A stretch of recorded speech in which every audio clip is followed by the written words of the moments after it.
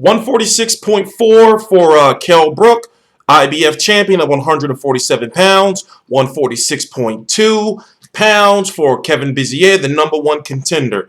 TstreeT Controversy. This is TstreeT Controversy Live. I cover every single major fight live. Let's talk about his last 5-6 opponents.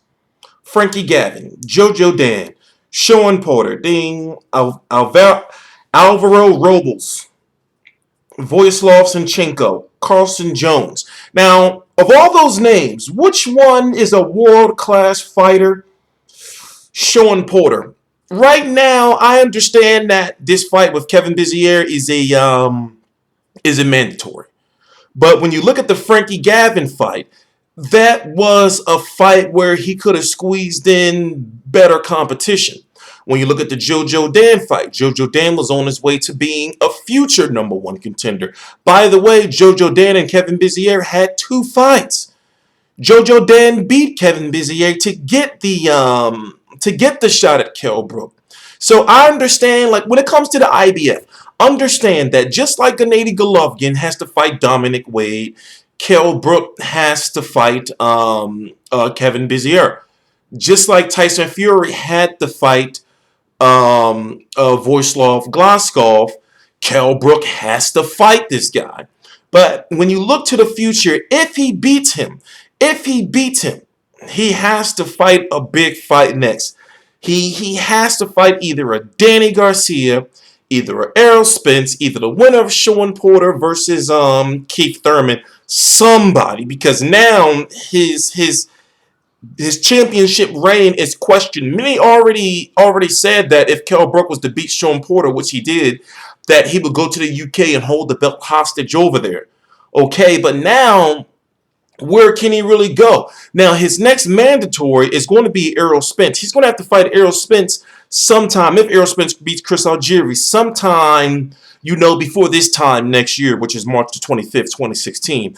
Many are already saying, that Kell Brook, in order to not fight Errol Spence, he'll likely move up to 154 pounds. After all, there was this rib injury that stopped him from fighting Diego Chavez. That fight was supposed to happen in December of 2015, and I actually was looking forward to seeing Kell Brook versus Diego Chavez, because we would have saw if Kell Brook could have did something that only Keith Thurman was able to do, which was give Diego Chavez a nice, clean loss on his record.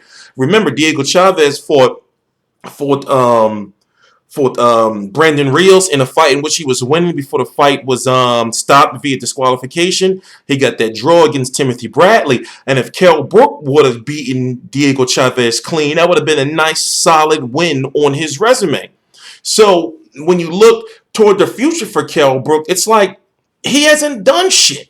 With this Kevin Bizier fight, there's no buzz behind it. And in fact, I can't not say enough that I understand why the fight is happening, but I swear all this shit that Eddie Hearn has been talking in the media as far as, well, yeah, we reached out to Gennady Golovkin's team at a fight at 157 pounds. For one, I don't see Golovkin fighting at 157, especially when he won't go to 155 to fight Canelo. I just don't see it. Even though it's entertaining news, the fight will be entertaining. I just don't see it. But when it comes to fights that can be made, Kell Brook can fight Danny Garcia. But Kell Brook, when it comes to Danny Garcia, it's a shame is going to have to come to the United States for that fight. People are going to say, why should he have to come to the... That's just the way it's going to have to be. In order to fight Keith Thurman or Sean Porter, they're likely going to have to come... he's likely going to have to come to the United States. But when it comes to getting him a fight over there... Who is this? I'm TstreeT Controversy. This is TstreeT Controversy Live. I cover every single major fight live. You can see me after the fight, but I got to take this call. Please subscribe.